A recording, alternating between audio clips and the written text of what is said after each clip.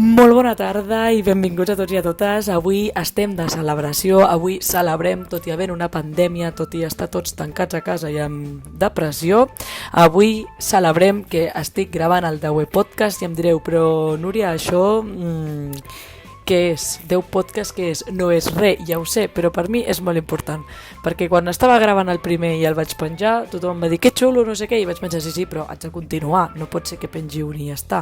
La feina es treballa dia a dia i a poc, i doncs que estigui gravant el número 10, a mi em sembla, superguai. I doncs res, per celebrar-ho, com que no puc fer una festa, doncs ho celebraré amb un podcast i us explicaré una de les històries que més em va canviar la vida en el sentit mental, no amb fets, sinó amb salut mental i de com anem creixent i com anem madurant, si madurem algun dia. Doncs bé, la història que us vinc a explicar es tracta de complexes que jo tenia quan era més petita i que ara ja no tinc.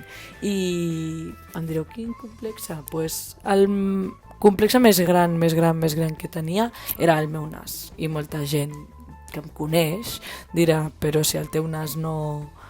Per què? Dirà no, és el que em diuen quan jo dic, jo tenia complex al nas, però el teu nas quin problema té, quin no sé què.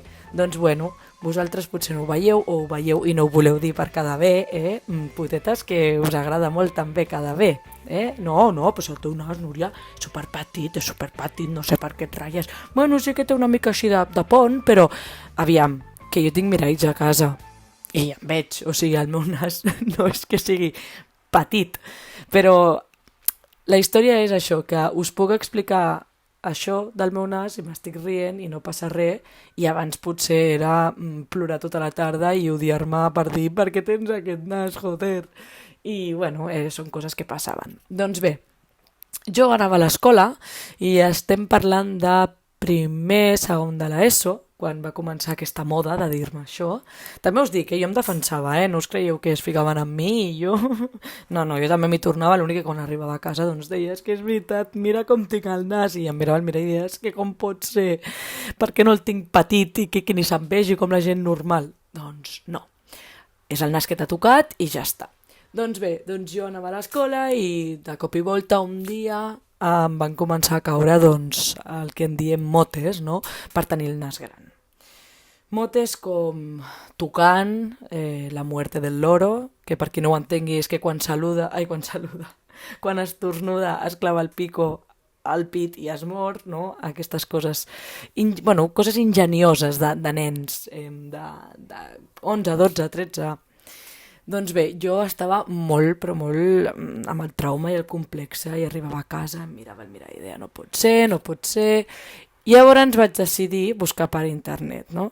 Com operar la nariz. I com ja us he explicat alguna vegada, a mi em fa molta cosa el tema sang i tot el que engloba tema sang, i un d'aquests temes és les operacions, exacte, i més d'aquest caire així tan importants. I jo vaig estar mirant i vaig dir, hosti, això és molt fort, però clar, vaig a mirar pressupostos. I inclús en una web et podies fer tu el nas que tu volies, no sé què, et deien l'import, no?, o el pressupost que et costaria fer-te això. Uns pressupostos, uns imports, mare de Déu, jo crec que hagués hagut de començar a estalviar aquella època, perquè molt car. Però jo, que tenia 12 o 13, vaig fer una guardiola, vaig començar a estalviar, vaig dir, jo m'operaré el nas i això s'acabarà, perquè jo em puc operar el nas i ja no em podran dir res més. Totes aquestes coses que fem quan som petits. Jo li deia a la meva mare, és que em diuen això, em diuen l'altre, és que no pot ser. I ma mare em deia, però el teu nas et dona personalitat. Clar, què t'ha de dir una mare? Que el teu nas et dona personalitat, que si et canvies el nas no serà la teva cara, si et canvies el nas no seràs tu, que té raó, i sort que no va arribar mai el moment de dir pues sí, em vaig a fer l'operació i que s'acabi aquesta angoixa. Doncs sí, sort que va arribar aquell moment, perquè no sé si hagués valgut la pena, perquè de veritat que ara miro enrere i veig gent que supera el nas, gent que li queda molt bé, que tampoc us enganyaré, no hem vingut a enganyar-nos, gent que li queda molt bé, que dius, doncs mira quin nas més finet i més maco que t'ha quedat, i després ja, el cirurgià de la Belén Esteban, que fa aquesta mena de coses, i que jo haig de dir que en influencers i tal, no diré el nom, no crearem hate ni res de tot això, però jo em dono compte que xata, la cara no t'ha quedat bé, aquest nas que t'han ficat, es nota que no és el teu, potser és molt mono i molt petit, però és que es nota que no és el teu, i que tens un forat més gran que l'altre, i això és que t'ho han fet malament. I llavors jo al final penso, prefereixo tenir el meu nas tal com és, que no operar-me-li que em quedi. Doncs bueno, això que sempre diem, no? Que aviam si serà pitjor el remei que la malaltia.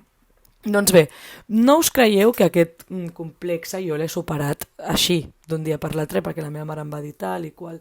No, és una història una mica especial, que a mi em fa molta il·lusió, perquè a més té un final com molt feliç. Jo crec que té el millor final que podria tenir. I és que en aquella època que YouTube començava a molar més i que tots miràvem YouTube, em vaig trobar amb el Club de la Comèdia. Els monòlegs, no?, de bastants humoristes espanyols, tal no sé què.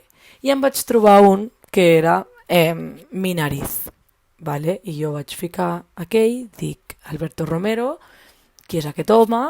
Vaig a mirar aquest monòleg. No sé, ara mateix, si ja el coneixia abans d'aquest monòleg o el vaig conèixer a partir d'aquest monòleg, però me'n recordo d'aquest monòleg com si l'estigués veient ara. O sigui, òbviament, no? La podria estar veient ara, però enteneu-me, com si l'estigués veient en el moment que jo estava sentada a l'ordinador i el vaig trobar per primera vegada. I el vaig ficar. I em trobo amb un humorista, Berto Romero, amb un nas descomunal, fent xistes sobre el seu nas. Quan jo en aquella època no podia ni penjar una foto de perfil que se'n veiés molt el nas.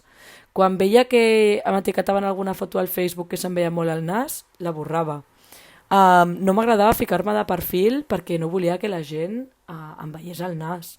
Bueno, infinitat de coses que comencem a fer pensant que estem evitant que vegin el nostre complexe i l'únic que fem és que es noti més. Perquè quan tu normalitzes una cosa, ja està. Ja la barrera de lo estrany, lo estrambòtic, el que sigui, ja es trenca. I llavors és aquí on hem de venir, no? A normalitzar. Si el meu nas és així, no t'agrada, no el miris. Ja està, fins aquí. Doncs bé, és el que em vaig trobar, no? Un home que tenia el nas gegant i es reia del seu nas, però es reia d'una forma que dius, és que s'ho creu de veritat, que li fa gràcia fins i tot amb ell, o sigui, no és una ficció, és que tu veus que li dona igual, o sigui, li dona igual. La frase va ser, jo podria fer la mudança, bueno, el trasllat d'una òptica només amb el meu nas. I jo vaig pensar, si aquest home no té complexe, jo per què l'haig de tenir? I llavors jo vaig estar pensant i dic, no, si és que ja està, si és que al final no és tan greu el que m'està passant, no és tan greu. Si una persona que, jo què sé, té alguna cosa més greu, no vull dir res comparatiu perquè no hi ha res comparatiu, cadascú sap el que passa amb el seu cos i amb el seu benestar, per tant jo no puc comparar el que em passa a mi o el que li passa a una altra persona perquè no estic a la pell de l'altra persona, però hi ha persones que tenen coses molt més greus o complexes molt més heavies i jo vaig pensar en aquell moment que el que em passava a mi no era greu, no m'anava a morir per tenir una mica de pont al nas o perquè hi havia gent que considerava que el meu nas era gran.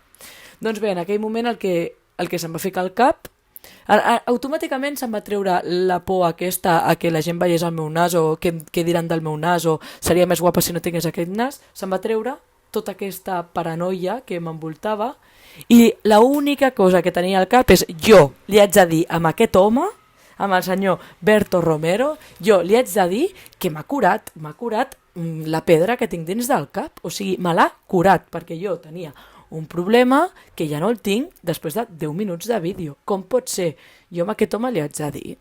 Doncs bé, jo encaparrada em vaig plantar amb 2 amigues al programa de En el Aire, perquè en aquella època estàvem fent el programa En el Aire. O sigui, en aquella època no, jo ja havia vist el vídeo molt abans i perquè l'època que feien en l'aire, que va ser quan vam anar, ja teníem 18 anys, per tant ja havien passat uns anys, i jo sempre deia, jo li haig de dir. Però en aquella època crec que no hi havia programa del Buenafuente, l'havien deixat de fer perquè havien fet un programa que es deia Buenafuente i Buenas noches, que no va funcionar molt, que només va tenir 8 capítols, una cosa així, perquè clar, jo sempre havia sigut molt fan del Buenafuente i amb això, doncs amb Alberto, i veia tots els vídeos de YouTube de quan feien la secció aquella d'Alberto Visión i, bueno, tot això. I clar, de cop van tornar a fer el programa i jo vaig agafar les meves amigues i els vaig dir, escolta, hem d'anar. Doncs bé, ens vam plantar allà i jo havia vist un munt de vídeos i tal d'ells i això i explicaven que allà a Sant Just d'Esvern, on tenien el plató, al costat hi havia un restaurant i anaven sempre allà al restaurant abans de començar. Doncs jo, persona malalta, com un psicòpata, vaig anar directe al restaurant aquell. Els vaig dir a les meves amigues, nenes, hem d'arribar abans i ens hem d'anar allà, ni que sigui a prendre una Coca-Cola amb la nostra economia de persones de 18 anys acabats de fer i ens els hem de creuar. I bueno, ens sentem allà i comencen a entrar doncs, bueno, pues, els típics, no? El muntador, el regidor, el de so, el tècnic de no sé què, el càmera 1, el càmera 2, perquè clar, tu veus, no?, que van equipadets que encara porten aquella rinyonera amb totes les cosetes penjant, i tu que no entrarà, i amb aquestes que entra el Buenafuente, i jo, un ídol meu, no? I jo, quasi plorant, però dic, comporta't que et faran fora d'aquí, i això queda molt patètic. Doncs bé, i va entrar Alberto, i a mi em va fer molta vergonya apropar-me, tot i que m'estava morint de ganes, perquè estaven allà sopant abans d'entrar a treballar, perquè clar, ells estaven sopant abans de treballar, i jo vaig pensar, si estigués jo i ara em vinguessin a molestar, em tocaria molt la moral. Doncs bé, al final van acabar de sopar i quan ja sortien per la porta el vaig enganxar i li vaig dir, escolta'm, mira que jo et vull explicar una cosa que és molt important.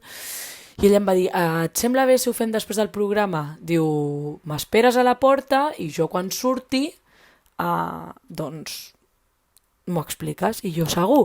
I ell, sí, però ara tinc una mica de pressa, no sé què, i tal. I jo, vale. I jo, clar, tot el dia, tota l'estona amb el run-run. Què passa? Que aquí el programa es feia en directe.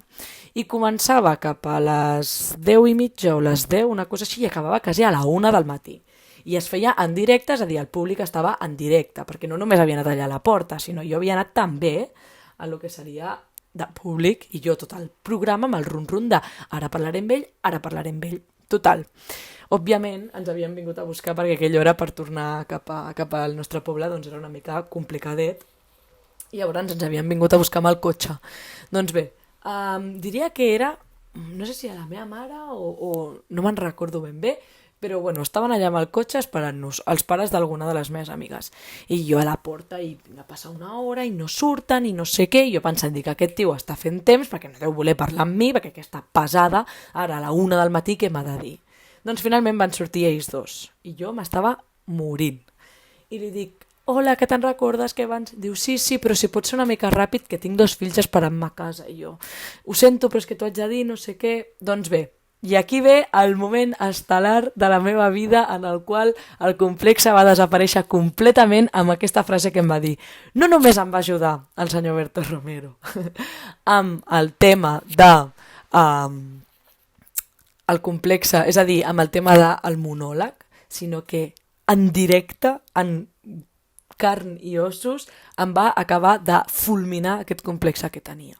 Doncs bé, estem allà i li dic, mira, t'haig d'explicar una cosa. Dic, jo tenia molta complexa amb el meu nas. I em va dir, sí? I jo, sí. I va ser veure el teu monòleg de Mi nariz, és que crec que es diu Mi nariz, no ho he mirat, però jo diria que era una cosa així.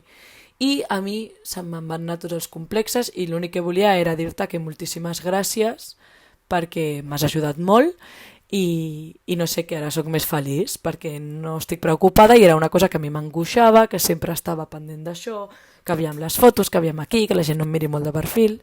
I ella agafa i em va dir, estic molt feliç de que la meva feina, a banda de servir per entretenir, doncs també serveixi per alguna cosa més, no? A banda de fer riures i humor i això que està molt bé, doncs també serveix per alguna cosa més. I jo, no, si ja t'estic dient que a mi m'has ajudat moltíssim. I agafa i em mira i em diu, doncs mira, Núria, no sé per què tenies complex amb el teu nas, si el teu nas al costat del meu és d'aficionada. I jo, superfeliç de la vida, li vaig dir moltíssimes gràcies, em va fer una abraçada que encara recordo a dia d'avui, em va fer una abraçada i ens vam fer una foto junts perquè ja al moment ho demanava. I des d'aquí, doncs res, només jo volia explicar aquesta petita historieta que crec que té un final molt guai i molt especial i diferent i jo crec que ell no se'n recordarà, òbviament, però espero que, no sé, algun dia li pugui dir te'n recordes fa 10 anys? Doncs moltes gràcies, perquè encara continuo amb aquesta frase que em vas dir al cap. I bé, i això, i a banda de ser una persona que a mi m'agrada molt doncs, la feina que fa, m'ha entretenit molt doncs, els vídeos i les seves aparicions en els programes del Buenafuente i etcètera, i tots els projectes i les feines que ella ha fet, a banda doncs, a mi em va ajudar a superar una cosa. I amb això el que us vull dir és una petita reflexió que he fet jo. Aquesta història la sabran molts amics meus perquè l'he explicat crec que a gairebé tothom que conec. Però ara ja a banda de la història tot això és per una reflexió. I a vegades les petites coses o les coses més grans, és igual, els problemes que tinguem, per grans o petits que siguin, els podem solucionar en el moment menys pensat. Més que res perquè jo, quan aquell moment, abans de veure... Aquell dia, quan em vaig despertar al matí, no, jo tenia el mateix complexe i tenia la mateixa història. I clar, jo pensava que l'única solució que tenia és que d'aquí 10 anys, si en tenia 13 o 15 o no me'n recordo ben bé l'edat, en torna a l'adolescència, pensava que només el solucionaria quan pogués recol·lectar els suficients diners i pogués tenir la suficient edat com per operar-me. I resulta que aquell dia al matí, quan em vaig despertar pensant això, com em despertava cada dia i com afrontava quan anava al col·le, perquè realment la gent de fora no ho viu un mateix, no estaràs tot el dia plorant per això, però sí que hi havia algun comentari, doncs et sentava bastant malament perquè era com una altra vegada.